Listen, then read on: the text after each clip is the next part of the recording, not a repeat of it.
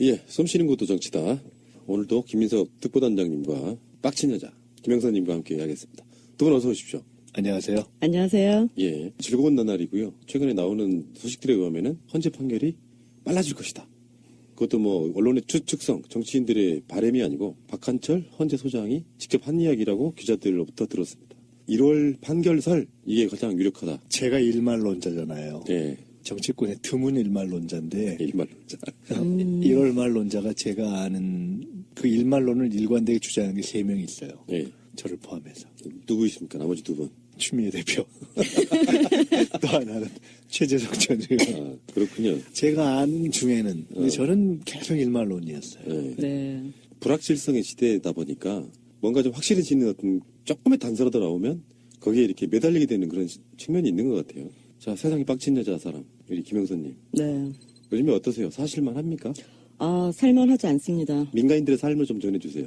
방송을 보면은 여러 가지 그 최순실 관련된 뉴스 때문에 굉장히 우울하고요. 그리고 올해 소상공인들이라든지 그렇지. 예, 아니면은 급여생활자들이라든지 양측 다 한쪽 뭐 장사가 안 되고 이런 것들이 이제 그 바닥을 지나서 땅을 파고 지하로 들어갔어요. 그래서 언제 붕괴될지 모른다라는 그런 굉장히 그 불안한 심리가 이 연말에 많이 작용을 해서 오늘 저희 그 동대문 쪽도 다 폐장을 지금 시키고 제가 온 상황인데 이 연말이면 뭐 스키장 간다 어디 간다 난리들이 났어야 되는데 뭐 별로 얘기들을 안 해요. 우울해요. 그리고 급여 생활 하시는 분들도 물가도 그렇고 세금도 그렇고 그래도 집안에 그 장성한 자녀가 있는 분들은 역시 그 취업에 관한 부분이 아직도 심각하게 이제 해결 기미가 안 보이니까 그래서 모두 앞에서는 그 최순실 국정농단 때문에 굉장히 그 스트레스를 받고 현실 속에서는 이러다가 진짜 스태그플레이션 오는 거 아닌가라는 그 전에 말씀하신 것처럼 그런 공포 지금은 이제 연말에는 공포까지 와 있는 그런 상황이에요. 저는 힘듭니다. 지금 그와 관련해서 이제 두 가지 생각을 요새 많이 해보고 있는데 최근 상황이 저는 어떻게 보면 97년 IMF 이후에 첫 평화적 정권 교체가 이루어졌던 그 상황과 유사한 상황으로 오는 거 아닌가라는 생각을 하고 있어요. 그때 보면 김현철 국정농단으로 인해서 YS 정권이 사실상 거의 몇 개월 동안 그 김현철 씨가 구속된 이후에는 사실상 YS가 손을 들어버렸었어요. 국정이 올 스톱됐었는데 나중에 평가를 해보면 꼭 그것만이었느냐 정권 교체가 된 것이 거기에 뭐 DJP라는 것이 이루어졌지만 더 근본적으로는 IMF 외환위기가 오면서 정권이 경제 붕괴 그다음 그 이후의 상황에 대해서 전혀 대응력을 상실한 상황에서 DJ의 경륜에 대한 기대 이제 이런 것 속에서 정권 교체가 이루어졌다라는 분석을 나중에 하고 굉장히 어려운 과정을 겪어서 이제 외환위기를 극복했잖아요.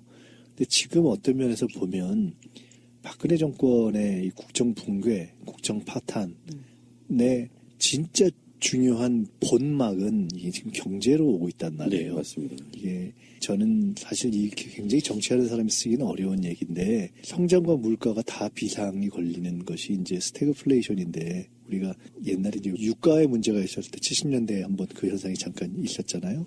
근데 거의 그런 초기 그러니까 성장률은 이미 2%대에서 실질적으로 사람들이 느끼는 것은 지금 뭐 거의 0%대를 지금 분위기별로 계속 이어가고 있는 것에다가 물가가 뭐 AI 계란 이런 문제가 있지만은 그런 일시적 현상뿐만 아니라 지금 공공물가 같은 거 올라가는 거 쭉 해서 서민이 느끼는 체감 물가가 굉장히 지금 가파르게 올라가고 있기 때문에 이것이 지금 굉장히 큰 문제다. 지금 아까 말씀하신 것처럼 어제 제가 가산 디지털인가? 그 근처에 지금 최근에 사무실 구하는 거와 관련된 얘기를 좀 들어보니까 공실률이 지금 뭐 어마어마한 거 아니에요. 그런 등등 속에서 가장 근본적으로 어떤 경제적인 거의 그 체감에 있어서는 거의 붕괴 상황, 정지 상황과 그것이 이제 지금 국정 붕괴로 탄핵 상황에서 나타나는 정치적인 것이 함께 나타나고 있잖아요. 예. 그런 대전환을 요구받는 이것이 지금 동시에 나타나고 있어서 어떻게 보면 빨리 탄핵이 정리되고 또 빨리 새로운 정부가 등장해서 이 국면을 풀어가야 하는데 사실 제 걱정은 이것은 결국 정권 교체와 민주정부의 탄생으로 이어질 수밖에 없는데 정말 어려운 시기가 함께 시작되고 있다. 다음 그렇습니다. 정부에 있어서 이런 생각을 많이 하게 됩니다. 사드 문제도 중국과의 관계에 한몫하고 있기 때문에 사드 문제도 빨리 정리되지 않으면 굉장히 힘들고요. 오늘 아침에 금값 드디어 상승하기 시작했다라는 뉴스 나왔더라고요. 이제 금리도 움직일 것 같아서 더 우울합니다. 예, 최순실 박근혜 게이트에 가려져 있지만 진짜 중요한 건 경제다 이런 말씀 드리십니다. 자, 출발하겠습니다. 자, 일단 여론조사 한번 볼까요? 신년 여론조사, 문화일보가 한 여론조사입니다. 정의당 지지도를 한번 보겠습니다. 민주당 41.5, 새누리당 14.9, 보수신당 12.7, 국민의당 10.5 이렇게 나왔고요.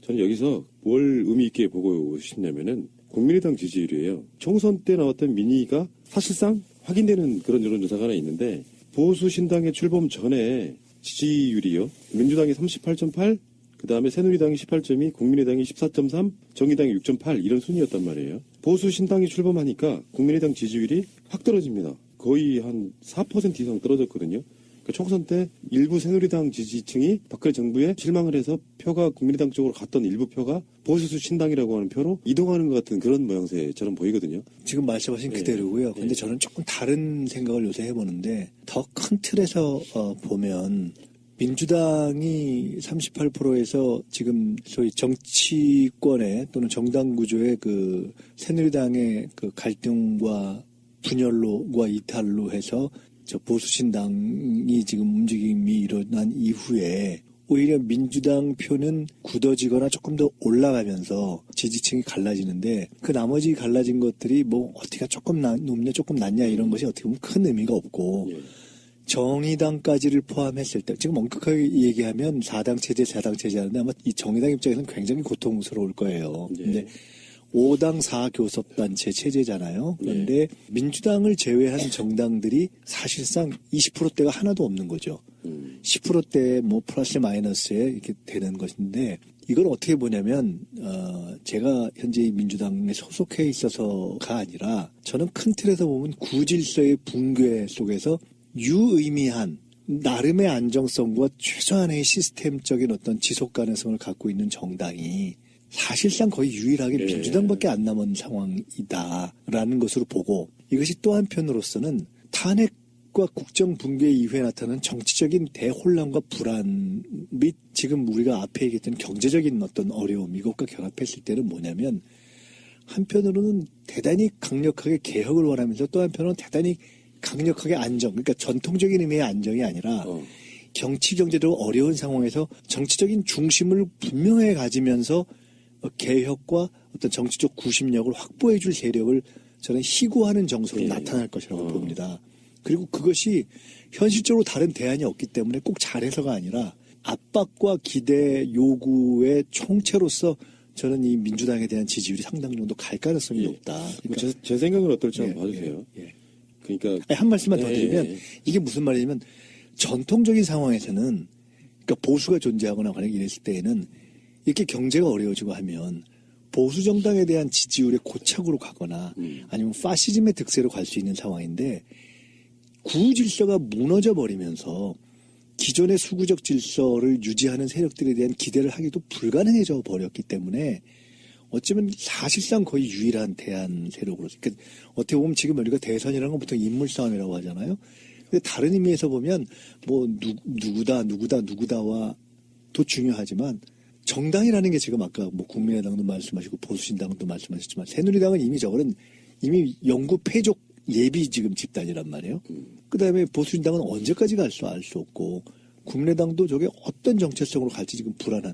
다 나머지들이 저게 어떻게 존재해서 앞으로 어떻게 갈지가 다 불투명한 집단이 되어 있기 때문에 그런 의미에서 정당 정치의 위기이기도 하고 정치의 위기이기도 하고 거기에 경제 위기까지 겹치면서 이게 원컨 원치 않건 거의 유일하게 일정한 지속성과 역사와 당으로서의 시스템과 일정한 의석수를 가지고 있는 민주당의 요구와 이 지지율이 상당히 유지될 수밖에 없다 해서 굉장히 그 사명감과 책임감이 높아지는 국면이 올 것이다. 저는 일단 이렇게 봐요. 말씀을 하나 더 드리고 저 분나무님 말씀으로 넘어가 볼게요. 대선 국면이라고 해도 아직 공식화되어 있는 국면은 아니에요.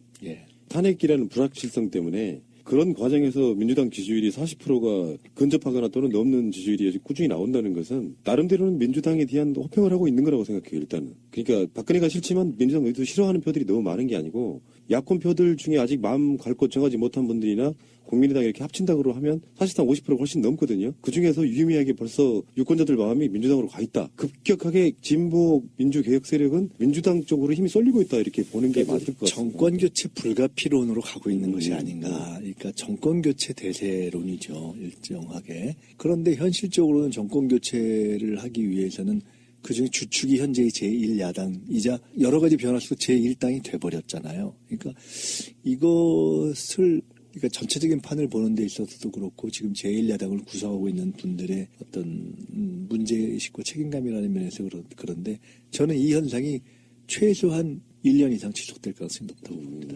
대선 그 이후에 지방선거까지 이 어려운 상황에서. 새누리당하고 보수신당, 국민의당 지지가 고만고만한 사실 오차 범위 내라고 느낄 수 있을 정도로 10% 초반 형성되고 있거든요. 이 사람들 거를 다 합쳐야 민주당 정도 이게 고만고만하게 나오는 정도라서 국민의당 지지층 중에 20%가 보수신당 지지 의향을 밝혔다고 하면 국민의당 지지층이 그만큼 빠져나간 거고 현실적으로 지금 현재 정당 지지율에도 그게 반영이 된 거라고 보고요. 그리고 무당층이 21%였어요. 보수신당, 개보신당이라고 하나요? 21%였는데 출범 후에 14.0%가 됐어요. 7%가 또 빠진 거죠. 그러니까 확실히 그렇게 되는 것 같아요. 현재 민주당이 갖고 있는 이 지지율이 사실은 정권 교체의 가능성이 확실하게 보이고 있다는 어떤 반증이라고 저는 보는 거거든요. 그러니까 통상 안정과 개혁이라는 걸로 이렇게 나누어져서 보수는 안정을 얘기하고 진보는 개혁을 얘기하잖아요. 네. 근데 저는 개혁을 이야기하면서 동시에 안정을 희구하는 층이 더 이상 수구정당을 지금 지지하기가 어려운 국면으로 된 거 아니냐. 그래서 제가 97년 IMF 국면을 이야기한 거예요. 보통 경제가 어려우면 경제를 잘못한 책임이 있다 하더라도 그래도 보수정당을 찍는 그런 속성이 존재하는데 97년 같은 경우는 도저히 그것이 불가능한 상황이 돼버려서 정권교체 쪽에 손을 들었단 말이죠.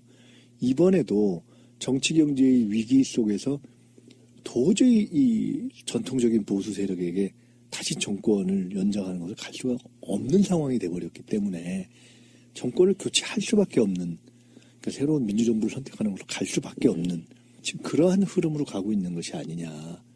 저는 큰 흐름에서는 그렇게 봅니다. 이 경제적인 것을 더 이상 보수 정권한테 기대할 수가 없어서 정권 교체가 돼야 된다라는 그런 생각을 하면서도 민주당을 가만히 쳐다보면서 정권 교체가 되면은 민주당에서는 이 경제적인 부분을 감당을 할 수 있을까에 대한 그런 우려도 대단히 당연하죠. 커요. 당연하죠. 그러니까 굉장히 어려운 문제인데 저는 사실 요새 이제 사람들 만나면 무슨 얘기를 하냐면 큰 흐름으로 보면은 반기문 총장이 무슨 유엔 사무총장이 아니라 유엔 할아버지 사무총장이더라도 저는 반기문 씨가 보수의 대변자 내지는 이미 보수의 대변자가 되게 틀린 거거든요. 이미 갈라져 버려서 새누리, 보수신당, 심지어 국민의당까지 어디로 갈지 모르는 그 삼각구도에 발을 여기저기다 넣어서 막 이거 균형을 볼까 할 때만 그나마 한 세력을 묶어서 후보가 될 수 있는 건데 결국 저는 게 불가능할 거라고 봐요. 갈짓자를 할 수밖에 없다고 보는데 결국 기대를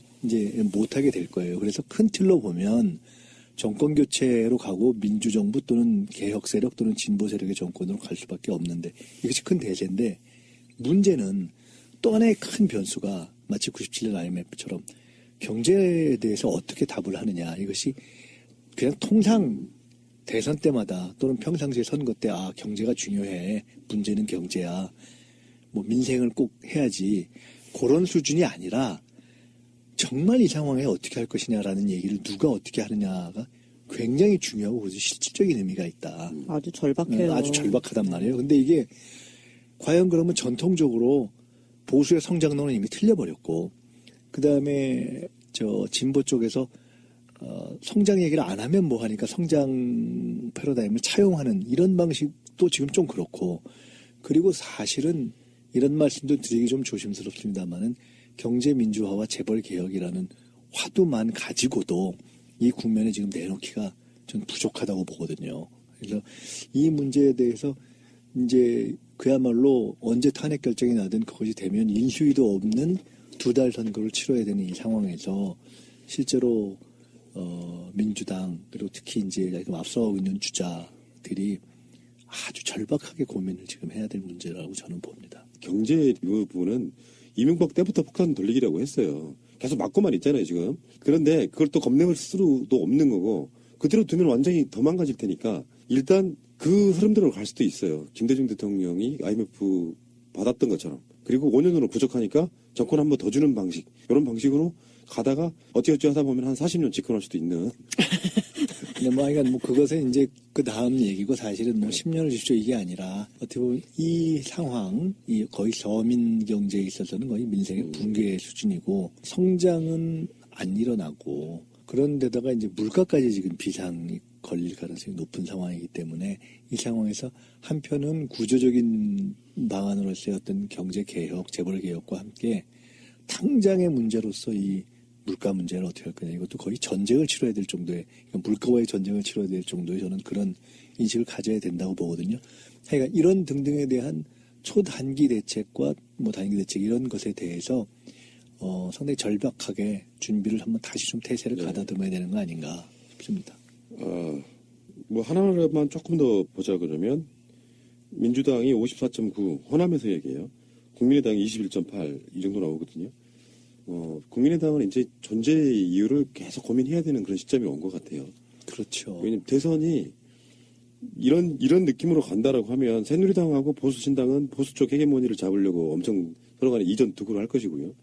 그리고 국민의당은 이미 새가 기울었고 국민의당의 주축인 호남민들께서는 결론적으로 정권 교체를 하기 위해서라도 일부는 밉더라도 민주당 몰아줄 가능성이 되게 높아지는 상황에 굉장히 많은 고민이 있을 것 같고요.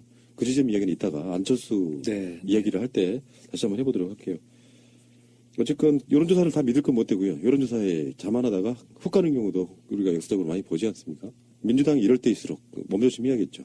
그렇죠. 몸조심인데 몸조심이라는 것보다는 훨씬 더 절박한 책임감을 느껴야 될 거라고 봅니다. 저는 이런 모든 지표가 최근에 나타나고 있는 것을 보면은 한편으로는 제가 전에 그런 말씀 드렸잖아요. 민주당 지지도가 탄핵을 전후해서 쭉 올라온 것은 정권 교체에 대한 기대감 내지는 예상도가 높아지고 있다는 것이었고 최근에 보수 쪽의 당이 갈라졌는 상황에도 불구하고 더 올라가고 있는 거 이거는 이제는 도리가 없다. 정권을 너희한테 맡겨야 되는데 어떻게 할 거냐라는 아주 절박감의 지금 표현이라고 저는 보기 때문에 굉장히 절박한 책임감을 갖고 봐야 될 국면이다 이렇게 생각을 합니다. 제가 조심히 얘기한 거는요 2가지입니다. 정말 치명적인 말실수 같은 거 있잖아요. 그런 거 하나. 그리고 누가 봐도 눈살 찌푸려지는 분열. 요거 아니라면 지금 현재로 정권 교체를 못하면 그거는 이제 진짜 어디 용도다리 밑에서 빠져 죽어야 되는 거기다 한 말씀 더 드리면 지금 이제 그 말씀 예를 들어 분열 말씀하셨는데 제가 대표적인 야권 동합론자 내지는 후보 단일화론자 아닙니까? 또 그렇게 쭉 해온 사람이고 근데 요새는 그것이 굉장히 중요한데 그 당연한 전제였던 언제나 그러니까 어떤 단일화나 통합이라는 거는 그걸 구성하고 있는 야권의 각 부분 특히나 제1야당에 단합되어 있는 걸 뜻하잖아요. 그래서 후보가 만들어졌을 때 나머지 남아있는 다른 부분과 합치고 힘을 모으고 후보를 하나로 만드는 그걸 뜻하잖아요. 근데 구조는 똑같은데 비중이 달라졌다. 즉 제1야당 자체가 단합해내는 거 이것의 의미가 저는 훨씬 높아졌다고 봅니다. 그렇죠.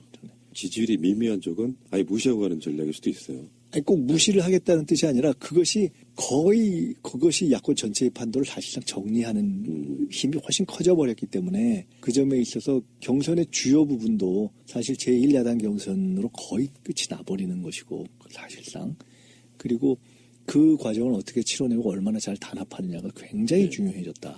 자, 여론조사들이 희망적으로 나올 때 자만하지 않는 것 그것이 더 중요한 게 아닌가 싶습니다. 대선 국면에서 지금 사실상 거의 유일한 변수라고 볼 수 있죠. 반기문 씨의 임기가 이제 끝났습니다. 한국이 곧 들어옵니다. 그런데 예상외로 반기문은 정치권 안에 들어있지 않았기 때문에 같은 한국 사람이라고 외국에서 유엔 사무총장을 하고 있으니 좋은 이야기만 되게 많이 나왔던 게 사실이죠. 검증을 사실상 거의 안 된 상태의 인물. 그런데 이제 반기문에 대한 검증이 시작되고 있어요.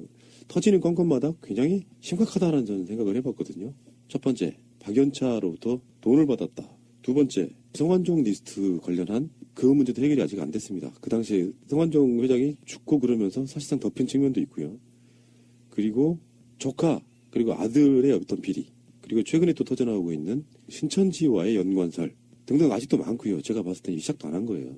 이게 정치인이라는 게 맹목적으로 어떤 한 허상을 보고 있다가 뭐 하나가 터지잖아요. 최순실 박근혜 게이트 같은 딱 그런 느낌이라는 게 있거든요. 하나가 터지면 우리가 상상도 못했던 것들이 본물처럼 쏟아지는 경우가 되게 많아요. 근데 반기문은 언론들이 검증 자체를 아예 안 해왔단 말이에요. 그러다 보니까 반기문이 허상이 어떻게 무너질지 또는 그 많은 어떤 메가톤급 이슈가 있음에도 불구하고 꺼지지 않을지 그건 지켜봐야 될 일이라고 생각이 드는데 초반이 중요하다고 생각해요. 시간은 별로 없고 만약에 정말 치명적일 수 있는 그런 비리가 터져 나왔는데 지지율이 안 꺼진다고 하면 그건 굉장히 어려운 상대가 되는 거죠, 이제.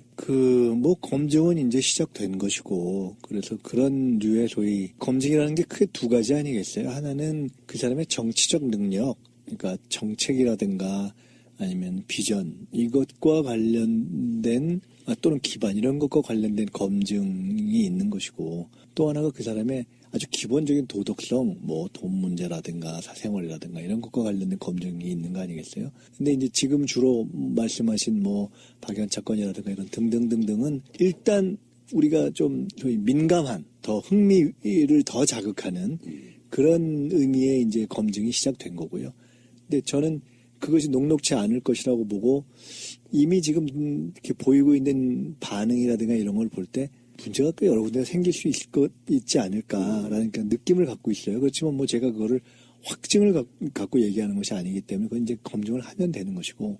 근데 역시 더 본질적인 검증, 즉 정책과 비전과 그 사람이 과연 국정을 운영할 수 있을 것인가에 대한 검증이 더 본질적인 건데 그것을 저는 못 견뎌낼 거라고 봐요. 보기는 근사한데 까면 되게 허약할 보다 저는 이렇게 봅니다. 여담인데요.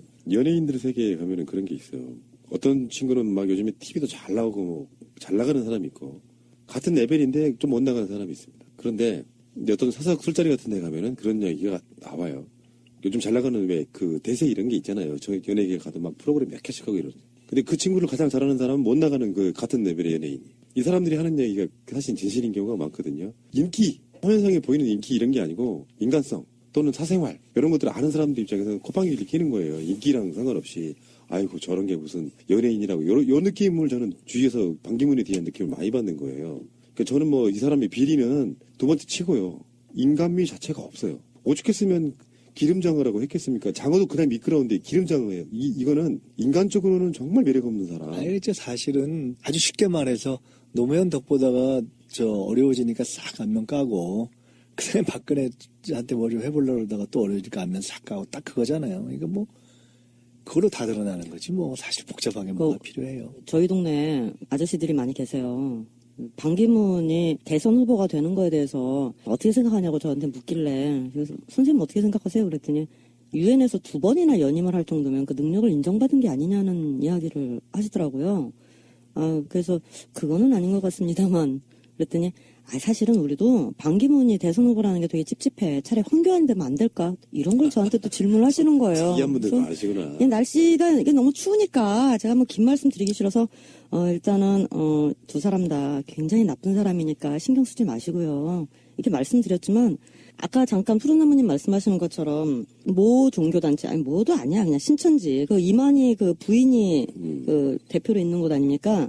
그곳에서 이제 찍은 사진이 올라오는 걸 보면서 이 반기문 생가나 반기문 동상이나 이런 걸 주도했던 그 조직이 결국은 그 박정희 동상이나 생가 보존 뭐 이런 거를 주도했던 조직하고 이게 같은 것들이 아닌가. 겹친다. 그렇죠. 그래서 그것들이 결국은 신천지랑도 연결돼 있고 두루두루 해가지고 지금의 뭐 최순실뿐만이 아니라 즉 그 밥의 그 나물이고 그 패밀리들이 지금 작업하면서 진행을 했던 그 증거들이 이제 속속 드러나지 않을까 이런 생각이 들어요. 신우리장 지지했던 사람들도 그나마 그 개보신이 나타나니까 조금 희망적일 뿐이지 반기문에 대한 기대는 그렇게 글쎄요 지지율처럼 그렇게 안 하는 것 같은데. 그러면요 제가 두 분께 그 재밌는 선택을 하나 해드리게 할게요. 또 뭐 내기 하시려고요? 내기 아니에요. 선택. 대선에 지금 국가적인 재난이 생겨가지고 출마할 사람이 지금 누굴 찍을 것인지 한번 여쭤보려고 그래요. 잠깐 말씀하신 것처럼 황교안 대 반기문. 선택해봐요. 그나마 차악이를 선택하는 것이 투표입니다. 둘 중에서만 선택을 해야 된다. 그래도 황교안이죠. 황교안이겠는데. 예, 그래도. 반기문보다 아, 당연하죠. 그 정도로 형 극혐이구나. 예, 그럼요. 그러면은 아우, 말하네. 나 입을 막 띄어버리고 싶어, 진짜. 아유, 진짜 그러면 이상한 거 부르고. 황교안 대 김무성. 무대포. 참 아, 좋아, 무대포. 이런 선택 방식도 있구나. 아, 나 미치겠다. 인생에 대해서 다시 생각해보게 되는. 무대포는 서민적인 삶을 살기 위해서 막 빨래판에서 빨래도 하고 그랬단 말이에요. 그래서 저는 얼마 전 방송에서 그런 얘기를 한 적이 있어요. 김무성하고 반기문 씨하고 붙으면 난 김무성 찍겠다. 과감하게. 그러니까 지금 좀 전에 제가 답을 안 했지만 황교안과 무대 둘을 놓고 하려면 그래도 또 무대일 거 아니에요. 그러니까 결국은 그렇게 하고 나니까 반기문이냐 무대냐 뭐 그런 무대네. 그러니까 네. 그 이야기를 막상 그런 국면이 생기지도 않겠지만 간다면 어떻게 찍을지 모르겠는데요. 그만큼 반기문이 싫다는 뜻입니다. 인간미 없이 정치하는 사람들이. 근데 거기다가 정말 깨끗한 척에 인자한 미소 짓는 그런 사람들 있잖아요. 그 뒤는 굉장히 잔인할 거예요. 아마. 그게 너무 과대평가되어 있는 측면도 있고. 제가 보면은, 가끔 그런 얘기 하잖아요. 이 정치판이라는 데가 거의 교과서에 나올 정도로 근사해 보이고 순백의 무슨 정말 무슨 백조 같아 보이는 그런 분들이 올라와서 한 달 안에 근수가 싹 달려가지고 내려가는 데라고 제가 그런 경우가 너무 많다는 얘기를 제가 여러 번 드렸던 것 같은데 여기가 그런 경우라고 봐야죠. 이게 개인적인 사생활이 하자가 없느냐 하는 것이 하나가 있을 것이고 또 하나는 이미 온 국민이 알고 있는 저 사람 어떻게 노무현한테는 저랬다가 또 박근혜한테는 저랬다가 저걸 다음에 또 어떻게 인간적인 걸 믿겠어. 정치가 사람이 하는 건데 그런 신뢰성이라는 것이 없고 의리라든가 그 다음에 이제 세 번째로 제가 늘 강조하는 소위 본질적인 면에서 도대체 저 사람이 정책이 뭘 거야? 저 사람은 새누리당스러운 사람이야? 보수신당스러운 사람이야? 아니면 국민의당스러운 사람이야? 아니면 뭐가 됐든 그 세 개를 다 합쳐서 세 발을 다 뻗칠 수 있는 세발낙지 기름장어야? 거의 세발낙지 기름장어. 저는 근데 세발낙지 기름장어 스탠스를 취할 가능성이 높다고 봐요. 스스로 그랬잖아요. 다 필요 없다고. 보수고 진보고 뭐고 없이 그냥 그런 거 필요 없다고. 근데 결국은 세발낙지가 오래 못 버틸 거예요. 그나저나 일단 김민석 대표님도 푸른나무님하고 저한테 잘하세요. 링에 올라가서 기름 빠지기 전에. 이미 올라와 있어요. 그런가? 여기서 나오는 말이 이제 아이젠하워 모델이라는 거거든요. 아이젠하워가 2차 대전 때 국민적 영웅이 됐잖아요. 그래서 대통령 선거에 나와줬으면 좋겠다는데 간을 계속 파요. 우리들 편대로 하면. 그러다가 막판에 출마해가지고 대통령 되는 그런 케이스 있잖아요. 검증의 시간을 최대한 줄여서 이런 거 있잖아. 국가와 민족을 위해서 고민 좀 하고 있다. 근데 지금 대선 후보 등록일도 얼마 안 남은 상태까지 고민을 하다가 갑자기 대선 후보 등록일쯤 돼가지고 대선 출마를 선언하면서 뛰어드는 거예요. 검증 없이 그냥 이런 모델을 쓸 수 있다라는 게 정가의 예측 중에 하나거든요. 만약에 1월 달 초에 들어오자마자 대선 출마 의지를 보이고 그러면서 이렇게 어떤 그런 행보를 하기 시작하면 언론은 지금까지 묵혀두었던 그 캐비넷 속에 온갖 것들이 다 나올 수밖에 없어요. 그러면 최순실 게이트, 박근혜 게이트처럼 한번 그게 쏟아지면 머뭇거리던 사람들이 제보하고 그러면서 어느 날 갑자기 확 꺼질 수가 있어가지고 최대한 탄핵하는 시점까지 대선 출마를 미룰 가능성이 저는 있어 보인다고 생각하는 거예요. 딱 세발낙지처럼 할 것 같아요. 제가 지금 곰곰이 말씀한 후에 곰곰이 잠깐 혼자 생각을 해봤는데 세발낙지 그게 기름장어보다 더 맞는 비유가 될 수도 있겠구나. 그거 다 몸에 좋은 것들이에요. 세발낙지, 기름장어, 개보신. 세발낙지는 그냥 먹는 데 도움되는 거고 이건 뭐냐면 딱 자기 중심이 분명하게 이제 서 있어야 되는데 저 사람이 노무현 편인지 박근혜 편인지 아니면 그 다음 또 누구 편인지 이것이 명료치 않고 새누리당인지 개보신인지 국민의당인지 이것도 명료치 않고 이 모든 것이 주로 명료치 않은 스탠스를 취할 거예요. 지금 그래서 그렇게 하면 그것이 남들이 다 꽃가마를 합의해서 띄워줄 때는 되는데요. 그조차 잘 안 될 거예요. 그래서 저는 어떻게 보냐. 이게 좀 너무 주관적인 희망이다 이렇게 얘기할 수도 있어요. 너무 낙관적이다 이럴 수도 있는데 저는 일반적으로 평소에 어떤 정세를 예측하거나 이럴 땐 별로 낙관적인 사람이 아니잖아요. 꽤 이렇게 좀 짜게 보는 사람이거든요. 저는 반기문 씨에 대해서는 대단할 걸로 봤던 박근혜, 대단히 안정적일 걸로 봤던 이 보수 정권의 내막을 들춰보니까 정말 허망한 것처럼 저는 굉장히 허망하게 별로 이렇게 힘도 못 써보고 무너질 가능성이 높다고 봅니다. 대선 국면에서의 그림이 잘 안 그려지는데요. 새누리당이 후보를 일단 낼 수 있을까? 어떤 명분을 통해서 내겠죠. 정당이니까요. 네. 안 내면은 완전히 식물정당 되면서 구성원들이 엄청 흔들리면서 아예 보내버릴지도 몰라요. 큰 정당은 그렇잖아요. 내겠죠. 이리 내든 저리 내든 결국은 의미가 없을 거예요. 근데 지금처럼 그래도 10%대라도 지지율이 나오면 어떤 분할에 있어가지고 지분은 있는 거잖아요. 그런데 거기다가 지금 개보신당, 이름 참, 진짜. 아니 몸에 좋은 거 좀 다 등장하잖아. 아니, 그게 아니라 개본신. 개자를 쓰지 말아야 돼. 이게 악용하려고 하는 사람들 입장에서는 가장 쓰기 좋은 호재가 개혁이란 말이에요, 원래. 앞에 이게 줄이 있다 보니까. 뭐 그거 안 쓴다고 하긴 하던데. 예. 뭐 하여간 보신당. 그러니까 그것도 마찬가지. 개보신당, 다시 웃겨서. 개혁보수신당이 어떤 식으로든지 또 후보가 나올 거 아닙니까? 안철수도 지금까지 띄워온 게 대선 때문인데 그거를 할 거 아닙니까? 예. 그리고 당연히 민주당에서 나올 거고요. 예. 정의당 끝까지 뛰건 안 뛰건 출마는 할 거예요. 후보를 정해야죠. 예. 이 상태에서 어떻게 정리가 될 거냐 이런 이야기죠. 그림이 안 나와요. 왜냐하면 짧은 기간이다 보니까 국민적 명분을 갖추기도 좀 힘들어서 개혁 보수 신당이 갖고 있는 후보가 새누리당 후보와 단일화하는 것도 힘들 거라고 보는 거예요. 그럼요. 시간이 길어버리면요, 희석되면서 어느 순간에 명분만 갖추면 좌파의 집권을 막기 위해서라는 명분이 되는데 지금은 그쪽으로 손 잡으려고 하는 후보가 없을 것 같고요. 그러면 개혁 보수신당 후보 입장에서는 그냥 후보원 내기는 좀 어려워서 결국에는 국민의당과 뭔가 연대 비슷한 걸 하려고 할 텐데 말이에요. 그림이 안 그려지는 거예요. 있을 이유가 없는데 있을 수밖에 없는 구도라고 봐요. 지금 요새 언론에서 4당 구도라고 하는 민주당 외에 새누리, 보신, 국민의당 이렇게 있는 부분이 전통적인 지역 구도로 쫙 깔린 것도 아니고 옛날에 무슨 뭐 자민련, 뭐 JP, DJ 뭐 이렇게 해서 영남, 호남, 충청 뭐 이렇게 해서 쫙 깔린 것도 아니고 그렇다고 해서 보수, 진보, 중도로 이렇게 해서 쫙 깔린 것도 아닌 국민의당과 민주당이 왜 갈렸는지도 이유는 있지만 정확하게 딱 나누기가 조금 애매하고 그 다음에 새누리당에서 지금 저희가 나온 거는 그러니까 박근혜 문제 하나잖아요. 그래서 있을 이유 계속 지속적으로 그러니까 여기 있을 이유 없다. 지속적으로 있을 이유는 없어요. 그런데 있을 수밖에 없어요. 왜냐하면 새누리당하고 지금 보수신당이 적어도 이번 대선을 앞두고 그리고 사실은 저는 대선 이후에도 합친다? 웃길 거예요. 그리고 비박하고 국민의당이 합친다? 더 웃길 거예요. 그러니까 있을 이유가 없는데 있을 수밖에 없는 그래서 제가 아까 말씀드렸듯이 이 질이 멸렬한 구조가 일정 기간 갈 가능성이 좀 높다고 본다 이거죠. 그러니까 그림이 안 나오더라고요. 지금까지의 대선 구도로 그것을 대입시키기 굉장히 이상한 국면에 지금 와 있는 거지 않습니까? 그래서 나오는 것이 이것을 일단은 그냥 그럼에도 불구하고 이렇게 휘휘 저어가지고 합쳐보자 하는 것이 소위 제3지대도 나오고 개헌론도 나오는데 그리고 그것에 걸맞는 모양으로 딱 걸맞는 사람이 세발낙지 기름장한 거죠. 그런데 바로 그렇기 때문에 결국 안 될 거라고 보는 거예요. 저는 그래서 결국 안 된다 이게. 안 되는 것들을 합쳐서 2인 3각이 아니라 3당 4각을 하는 건데 그리고 그거를 할 수 있는 후보로서 어떻게 보면 유일하게 딱 맞는 세발낙지 기름장을 후보로 해서 했을 때만 이게 성립하는 그림이에요. 근데 성립이 안 된다는 거지. 결국 저는 성립이 안 되고 성립할 수 없고 만에 하나 성립했을 때 그 정권이 하나의 정당으로 정권을 끌어갈 수가 없고 결국 불가능하다고 국민들이 판정을 해버릴 거다. 대선 전에.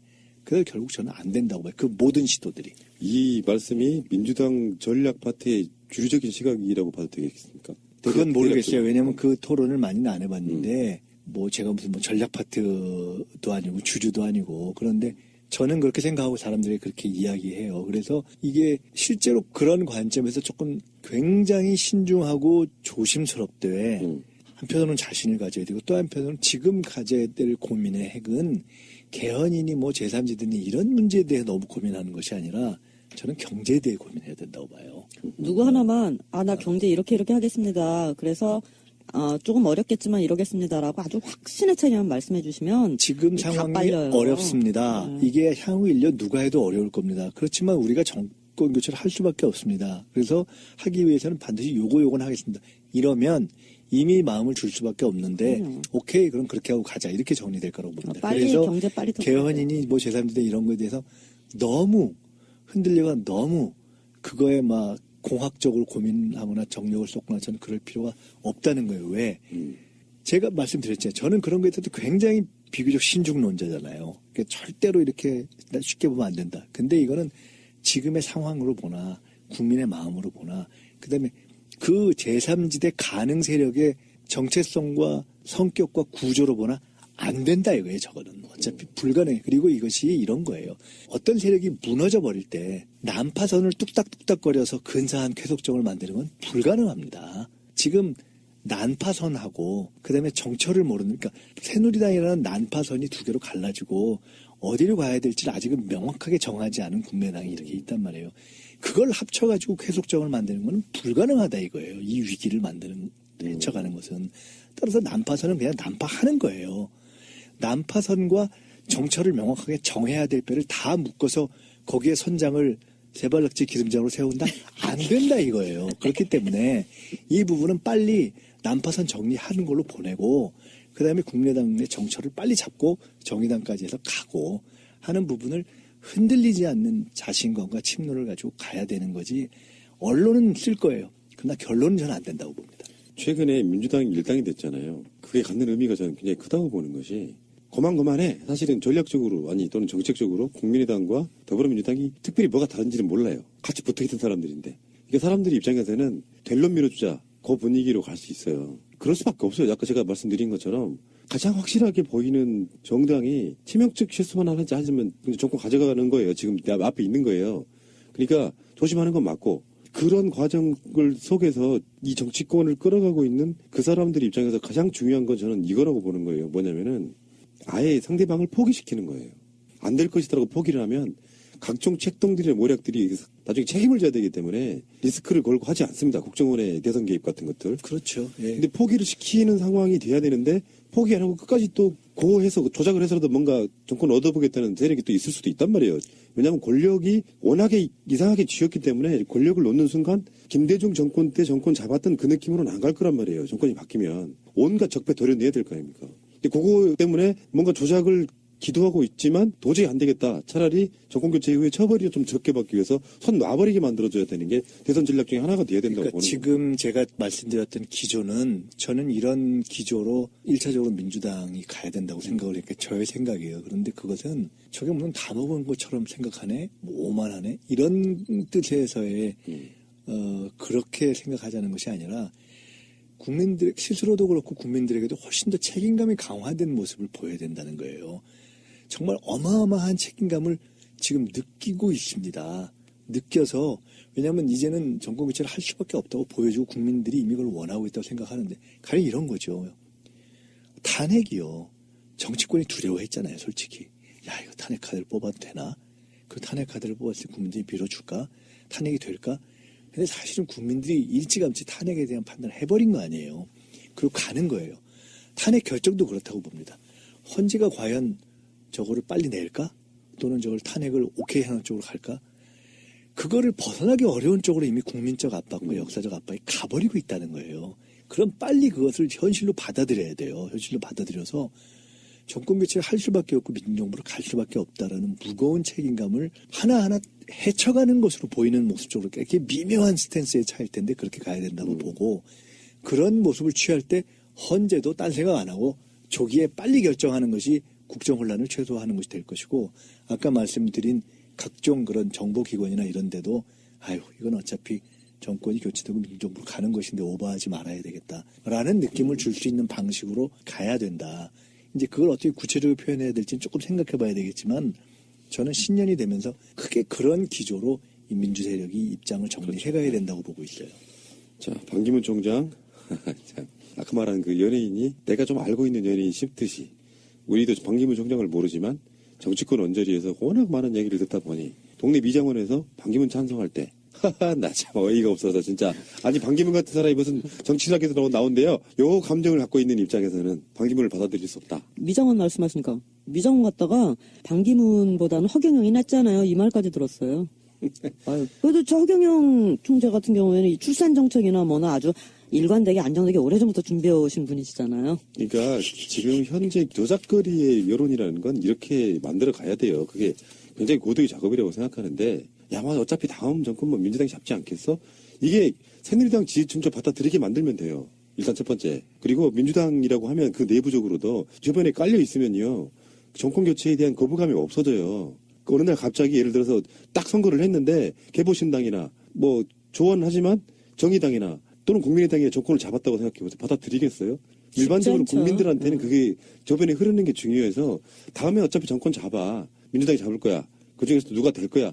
이런 관점의 어떤 일반적인 흐름을 만들어 놓는 것도 중요하다고 봐요. 근데 그게 어느 날 갑자기 뜬금없이 조작 같은 게 돼가지고 정권이 안 바뀌거나 이상하게 바뀌거나 이런 상태로 만들어 놓으면 안 된다는 것입니다. 정권이라는 게 그런 것 같아요. 내가 좋아하지 않는 사람이 찍혀도 우리가 박근혜 말도 안 된다라고 소리 질렀던 것처럼 그들이 민주당 후보가 대통령이 됐을 때 거부감이 없으면 훨씬 더 좋은 기획이 되겠죠. 자, 어쨌든 반기문은 안 돼. 차라리 허경영 찍는데요. 그냥 포기하세요. 좀 전에 이야기가 나왔었는데요. 안철수 전 국민의당 대표 이야기 한번 해볼게요. 이 재밌는 게요. 안철수 씨는 지금 누가 봐도 안철수는 대선 출마할 것이다라고 이야기하고 있는데 또 뜬금없이 굉장히 빠르신 분 한 분 계시죠. 그 당에. 천정배. 예. 이분 아, 나 진짜. 대선 왜 출마를 그러세요, 진짜. 이 천사인 볼트는 어쩔 수가 없나 봐요. 이분은 서울시장 박원순 시장 선거 당선되던 그 선거에 안산에서 뜬금없이 그러니까요. 대선 출마할게라고 의원직을 확 내려놔 버려요. 근데 그건 너무 그러지 마세요. 저도 천님 잘 알고 친한데. 아니 근데 저도 아니, 뭐- 천정배 캐릭터 좋아하는데요. 이분이 덜컥수를 가끔씩 아, 저도 천현님 좋아하지만. 덜컥스라는 표현을 제가 빨개서 전염시켜가지고. 그런데 예, 예. 아니 뭐 그 당 입장에서 봐서 후보가 여러 대 있는 것도 좋고 또 뭐 내가 이렇게 하겠다고 말씀하시는 뭐 그걸 갖고 이렇게 아, 스물스물 냄새라도 좀 피우다가 이래야지. 뭐가 뭐 당황스럽지 않지. 아니 솔직히 말씀드려볼게요. 크게 당황 안 되시잖아요. 아니 우리들 마음속에 어떤 느낌이 있냐면은 이젠 우린 다 알고 있단 말이에요. 이인재 대선 출마할게 가능성 두고 하는 얘기가 아니지 않습니까? 아까 말한 정치적 군수 올리려고 그러는 거예요. 천정배 전 대표 이분도 마찬가지라는 느낌 때문에 그런 거죠. 꾸준히 오랜 시간 동안 천정배가 유의미하게 최소한 뭐 안희정 정도 저쪽에 유승민 정도의 지지율을 끌고 오고 있었다고 하면 좀 이해가 될까? 대선 주자 리스트에도 없는데 대선 출마하게 하면 누가 그것을 받아들이겠어요? 그냥 군수 올리겠다는 거밖에 안 되는데 그거 그냥 웃겨서 그런 거고요. 개인적으로는 천정배 그분 나쁘게 생각하지 않습니다. 저희 고향이 천정배의 집이에요. 아, 여기서 또 고향 나오고 야 이게 진짜 아니 아, 여기 지연을 무시할 수가 없어, 대한민국은. 총선 때 이해해요. 네, 총선 때 어머니한테 전화가 왔어요. 누구 찍어야 되냐? 그때 정말 굉장히 그쪽이 좀 혼란스러웠잖아요. 그렇죠. 그랬어요. 양양자 찍으세요. 왜 그러냐면 그 분열이 너무 싫었었거든요. 호남 사람이 대범하면 아는 분열이 아픔이 있단 말이에요.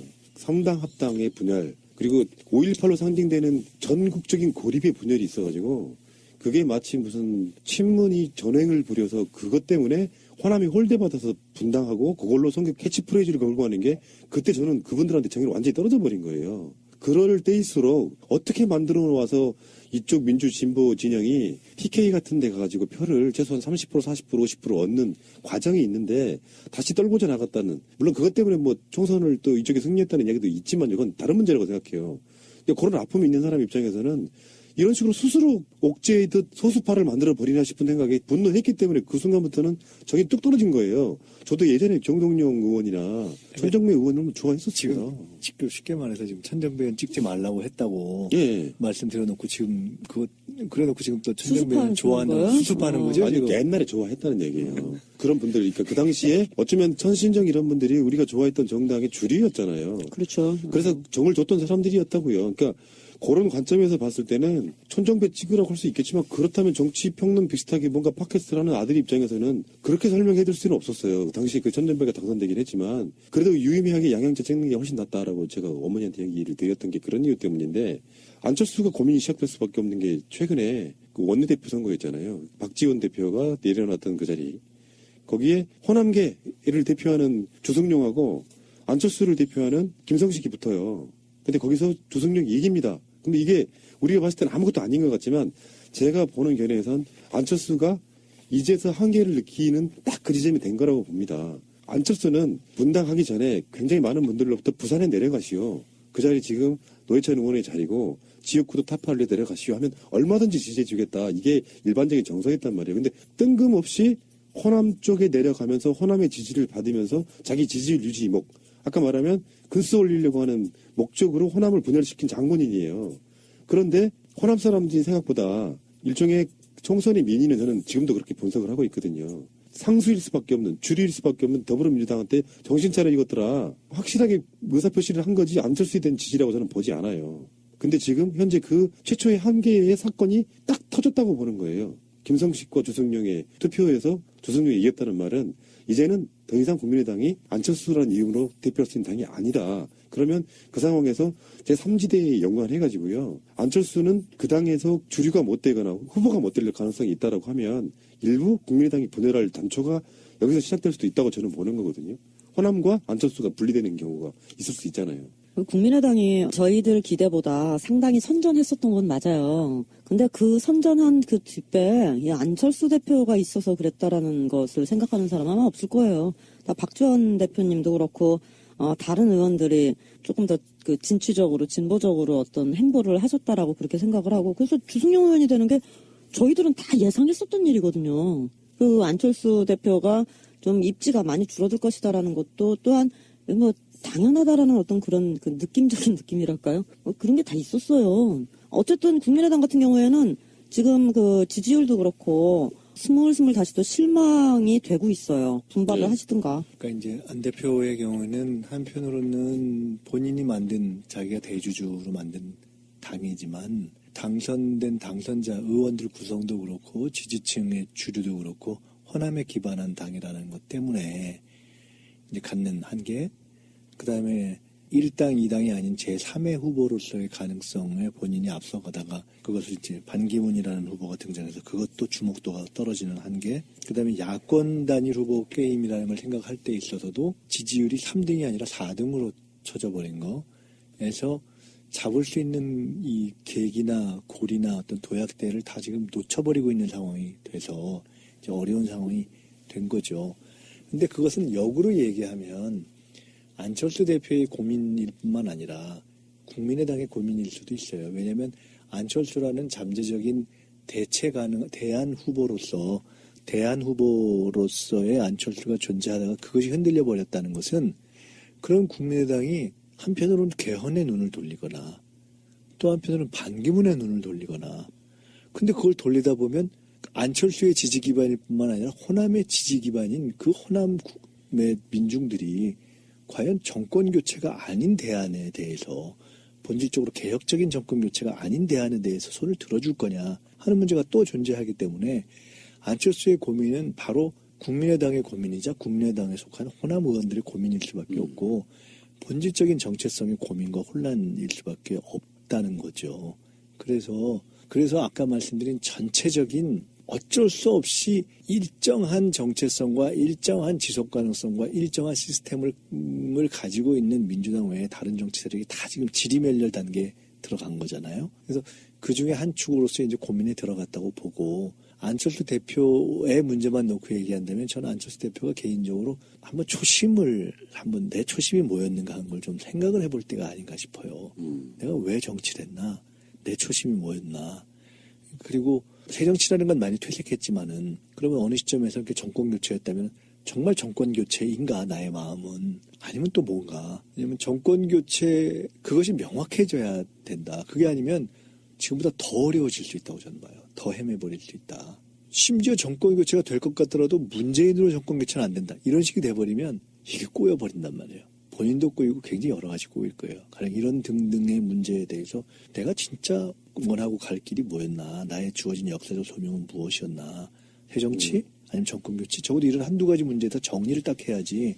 그렇기 때문에 이제 안철수 대표가 또 비교적 순수한 분이잖아요.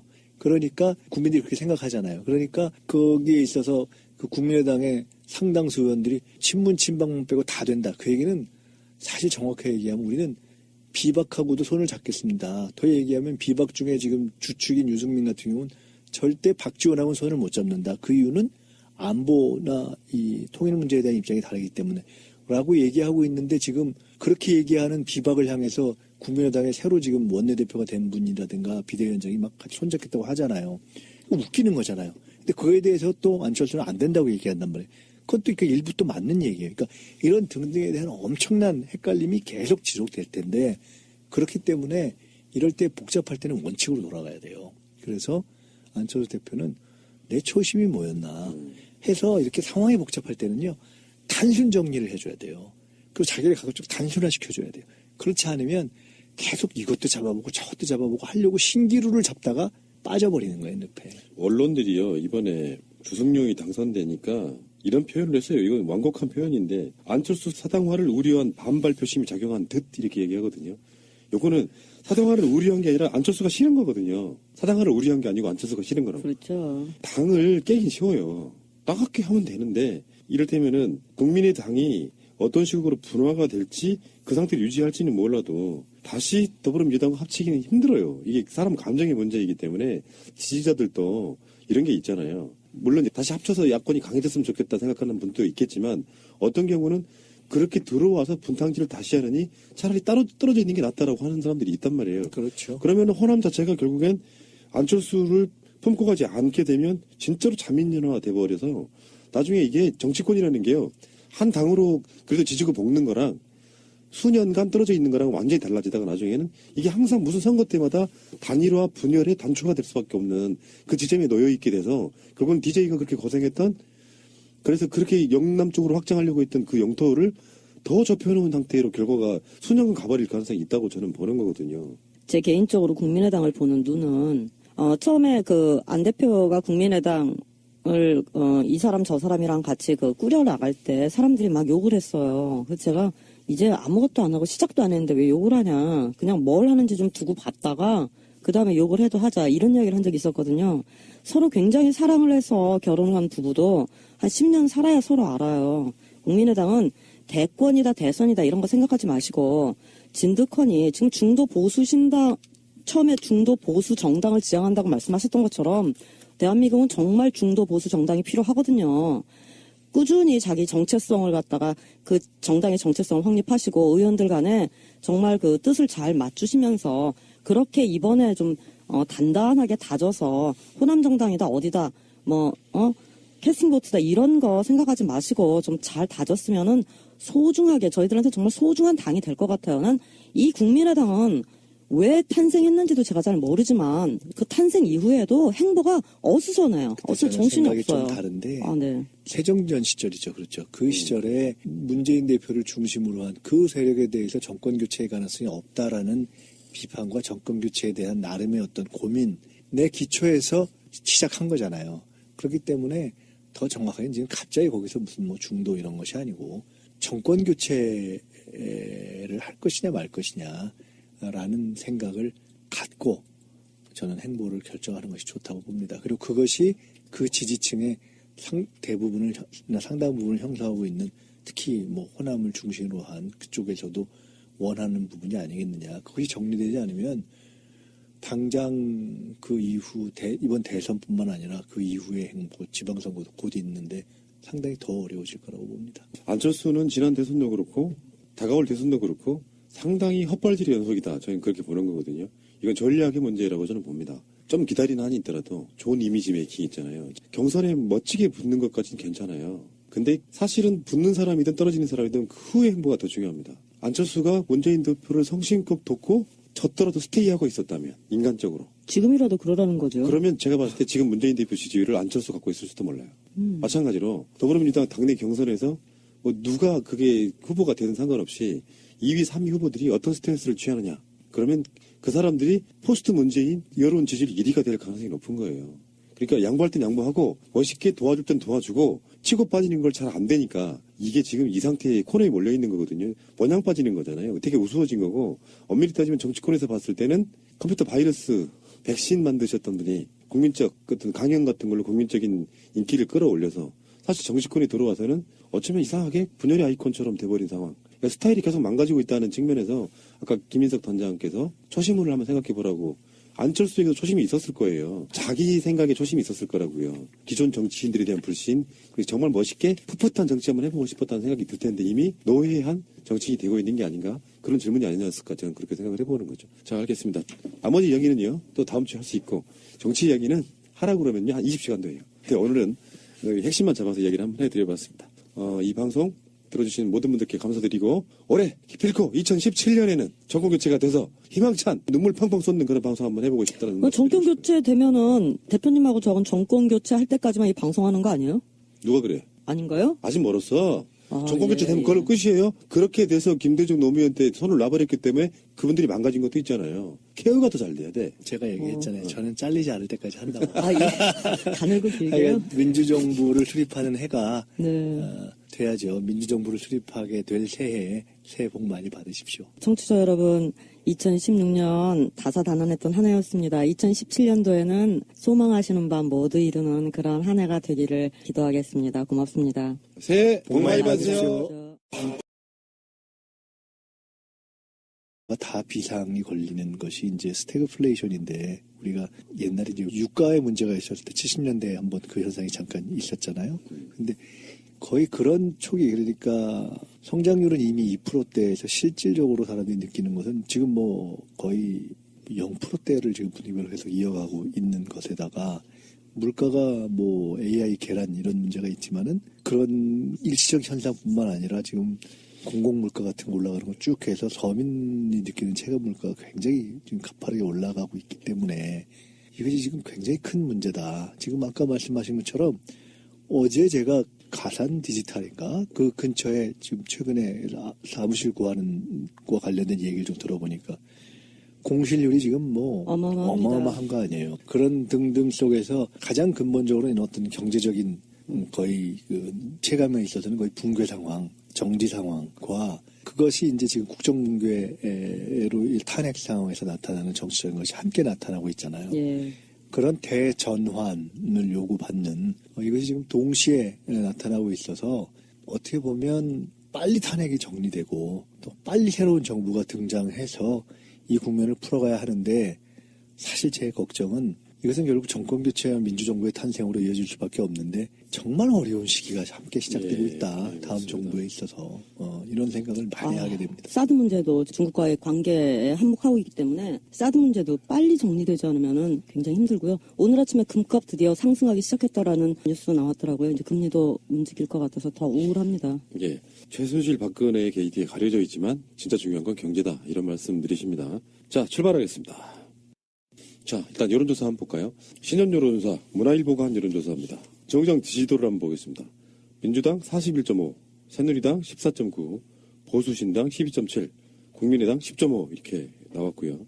저는 여기서 뭘 의미 있게 보고 싶냐면은 국민의당 지지율이에요. 총선 때 나왔던 민의가 사실상 확인되는 그런 여론조사가 하나 있는데 보수신당의 출범 전에 지지율이요. 민주당이 38.8, 그 다음에 새누리당이 18.2, 국민의당이 14.3, 정의당이 6.8 이런 순이었단 말이에요. 보수 신당이 출범하니까 국민의당 지지율이 확 떨어집니다. 거의 한 4% 이상 떨어졌거든요.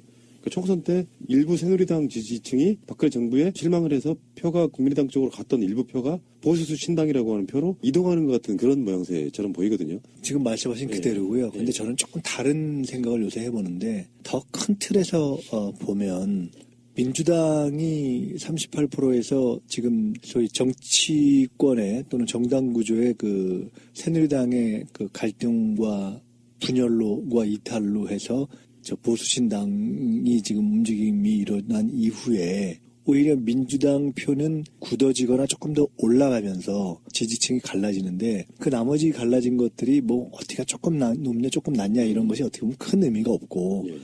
정의당까지를 포함했을 때 지금 엄격하게 얘기하면 4당 체제, 4당 체제 하는데 아마 이 정의당 입장에서는 굉장히 고통스러울 거예요. 예. 근데 5당 4교섭단체 체제잖아요. 그런데 민주당을 제외한 정당들이 사실상 20%대가 하나도 없는 거죠.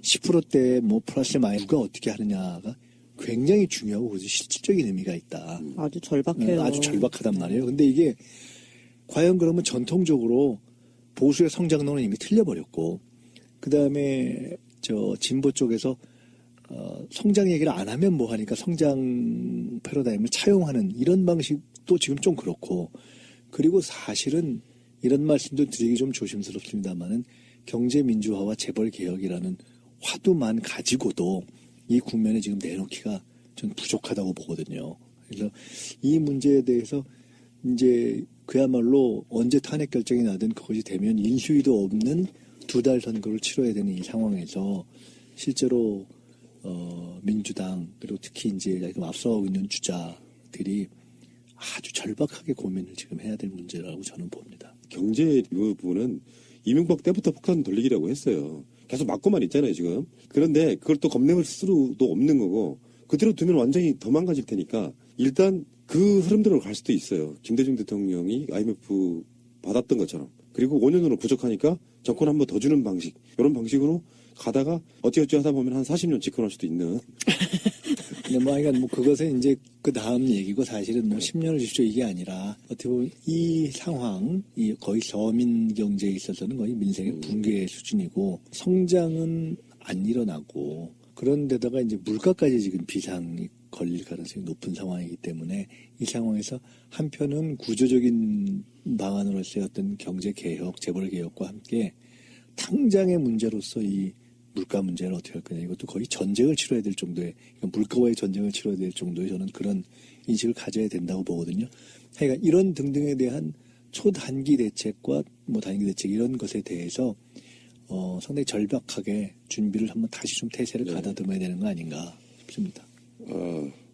하나만 조금 더 보자 그러면 민주당이 54.9 호남에서 얘기해요. 국민의당이 21.8 이 정도 나오거든요. 국민의당은 이제 존재 이유를 계속 고민해야 되는 그런 시점이 온 것 같아요. 그렇죠. 왜냐면 대선이 이런 느낌으로 간다라고 하면 새누리당하고 보수신당은 보수 쪽 헤게모니를 잡으려고 엄청 서로 간에 이전 투구를 할 것이고요. 그리고 국민의당은 이미 새가 기울었고 국민의당의 주축인 호남민들께서는 결론적으로 정권 교체를 하기 위해서라도 일부는 밉더라도 민주당 몰아줄 가능성이 되게 높아지는 상황에 굉장히 많은 고민이 있을 것 같고요. 그 지점 이야기는 이따가 안철수 이야기를 할 때 다시 한번 해보도록 할게요. 어쨌건 여론조사를 다 믿을 건 못 되고요. 여론조사에 자만하다가 훅 가는 경우도 우리가 역사적으로 많이 보지 않습니까? 민주당이 이럴 때일수록 몸조심해야겠죠. 그렇죠. 몸조심인데 몸조심이라는 것보다는 훨씬 더 절박한 책임감을 느껴야 될 거라고 봅니다. 저는 이런 모든 지표가 최근에 나타나고 있는 것을 보면은 한편으로는 제가 전에 그런 말씀 드렸잖아요. 민주당 지지도가 탄핵을 전후해서 쭉 올라온 것은 정권 교체에 대한 기대감 내지는 예상도가 높아지고 있다는 것이었고 최근에 보수 쪽의 당이 갈라졌는 상황에도 불구하고 더 올라가고 있는 거 이거는 이제는 도리가 없다. 정권은 너한테 맡겨야 되는데 마이너스에 이렇게 되는 것인데 이걸 어떻게 보냐면 제가 현재 민주당에 소속해 있어서가 아니라 저는 큰 틀에서 보면 구질서의 붕괴 속에서 유의미한 나름의 안정성과 최소한의 시스템적인 어떤 지속 가능성을 갖고 있는 정당이 사실상 거의 유일하게 민주당밖에 안 남은 상황이다라는 것으로 보고 이것이 또 한편으로서는 탄핵과 국정 붕괴 이후에 나타난 정치적인 대혼란과 불안 및 지금 우리가 앞에 얘기했던 경제적인 어떤 어려움 이것과 결합했을 때는 뭐냐면 한편으로는 대단히 강력하게 개혁을 원하면서 또 한편으로는 대단히 강력하게 안정 그러니까 전통적인 의미의 안정이 아니라 정치 경제적으로 어려운 상황에서 정치적인 중심을 분명하게 가지면서 개혁과 어떤 정치적 구심력을 확보해 줄 세력을 저는 희구하는 정서로 나타날 것이라고 봅니다.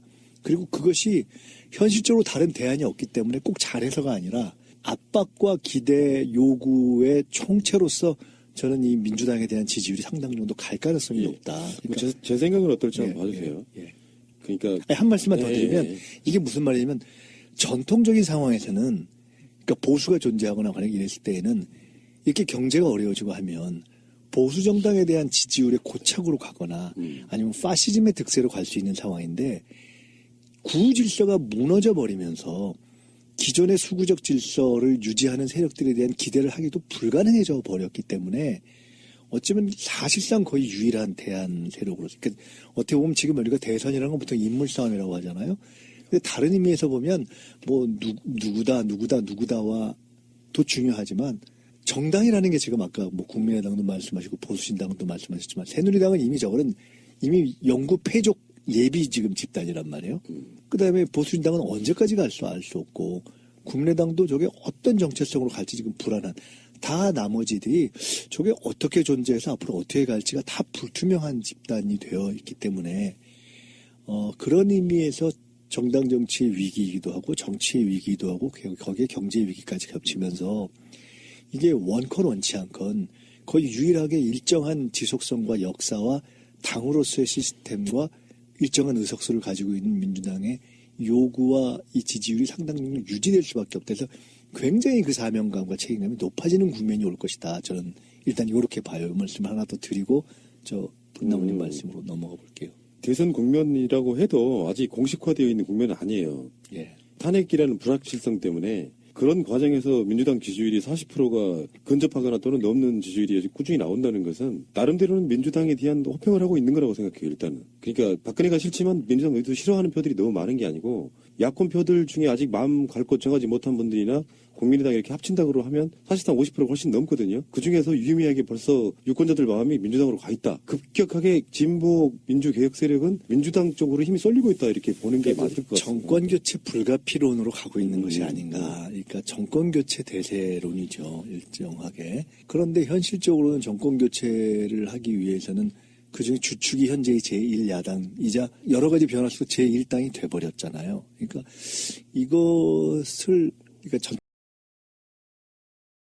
예, 솜 쉬는 것도 정치다. 오늘도 김민석 특보단장님과 빡친 여자 김영선님과 함께 하겠습니다. 두 분 어서 오십시오. 안녕하세요. 안녕하세요. 예, 즐거운 나날이고요. 최근에 나오는 소식들에 의하면은 헌재 판결이 빨라질 것이다. 그것도 뭐 언론의 추측성, 정치인들의 바람이 아니고 박한철 헌재 소장이 직접 한 이야기라고 기자들로부터 들었습니다. 1월 판결설 이게 가장 유력하다. 제가 일말론자잖아요. 예, 정치권의 드문 일말론자인데 일말론자. 1월 말론자가 제가 아는 그 일말론을 일관되게 주장하는 게 3명 있어요. 예, 저를 포함해서. 누구 있습니까? 나머지 두 분. 추미애 대표. 또 하나는 최재성 전 의원. 아, 그렇군요. 제가 아는 중에는 근데 저는 계속 일말론이었어요. 예. 네.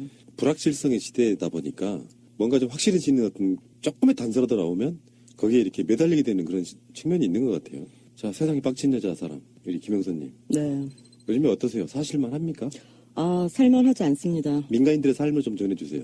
방송을 보면은 여러 가지 그 최순실 관련된 뉴스 때문에 굉장히 우울하고요. 그리고 올해 소상공인들이라든지 그렇지. 예, 아니면은 급여 생활자들이라든지 양측 다 한쪽 뭐 장사가 안 되고 이런 것들이 이제 그 바닥을 지나서 땅을 파고 이 지하로 들어갔어요. 그래서 언제 붕괴될지 모른다라는 그런 굉장히 그 불안한 심리가 이 연말에 많이 작용을 해서 오늘 저희 그 동대문 쪽도 다 폐장을 지금 시키고 제가 온 상황인데 이 연말이면 뭐 스키장 간다 어디 간다 난리들이 났어야 되는데 뭐 별로 얘기들을 안 해요. 우울해요. 그리고 급여 생활 하시는 분들도 물가도 그렇고 세금도 그렇고 그래도 집안에 그 장성한 자녀가 있는 분들은 역시 그 취업에 관한 부분이 아직도 심각하게 이제 해결 기미가 안 보이니까 그래서 모두 앞에서는 그 최순실 국정농단 때문에 굉장히 그 스트레스를 받고 현실 속에서는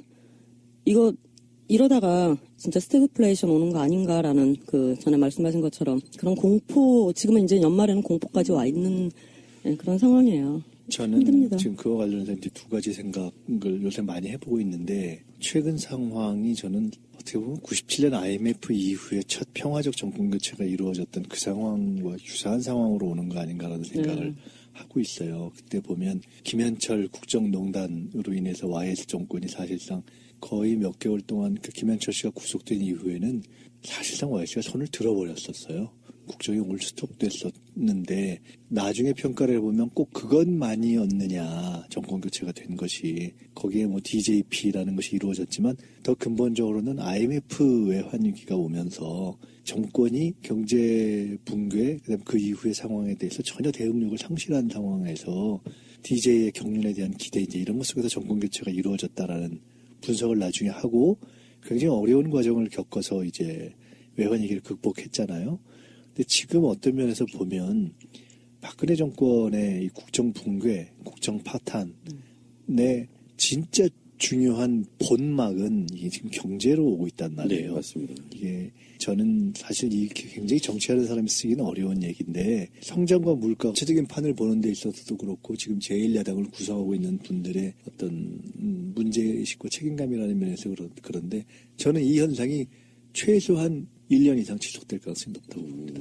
대선, 그 이후에 지방선거까지 이 어려운 상황에서. 새누리당하고 보수신당, 국민의당 지지가 고만고만한 사실 오차 범위 내라고 느낄 수 있을 정도로 10% 초반 형성되고 있거든요. 이 사람들 거를 다 합쳐야 민주당 정도 이게 고만고만하게 나오는 정도라서 국민의당 지지층 중에 20%가 보수신당 지지 의향을 밝혔다고 하면 국민의당 지지층이 그만큼 빠져나간 거고 현실적으로 지금 현재 정당 지지율에도 그게 반영이 된 거라고 보고요.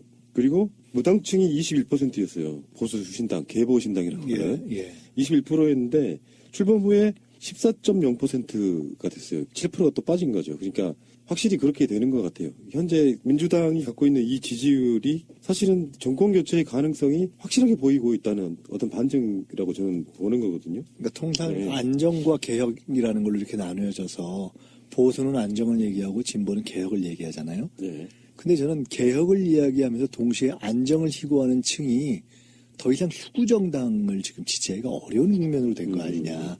그래서 제가 97년 IMF 국면을 이야기한 거예요.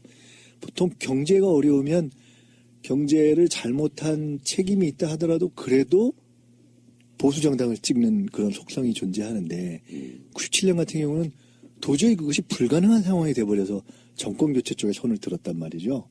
이번에도 정치경제의 위기 속에서 도저히 이 전통적인 보수 세력에게 다시 정권을 연장하는 것을 갈 수가 없는 상황이 돼버렸기 때문에 정권을 교체할 수밖에 없는, 그러니까 새로운 민주정부를 선택하는 걸로 갈 수밖에 없는 지금 그러한 흐름으로 가고 있는 것이 아니냐.